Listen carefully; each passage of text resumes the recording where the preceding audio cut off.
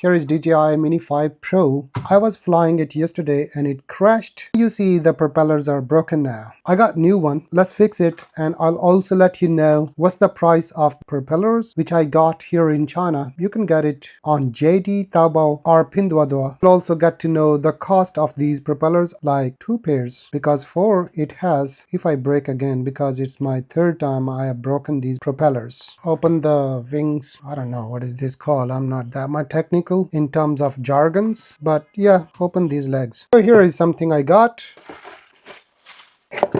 Inside there is a tiny thing. These are propellers. So you can see all the details here. This is Mini 5 Pro and it can be used on other drones as well. Let's see inside. Here we are. You want to take this one out, just press downside and then rotate like this and it's out like that. You need to rotate it left or right, so you need to see this place on your drone. Here we go. We took all of them here. Now you need to see this part and then this part on your propellers. So first of all, you just see this part and bring it in this hole and then rotate bottom part and it will be exactly on these holes like this. Now press his bottom, rotate, and it's ready now.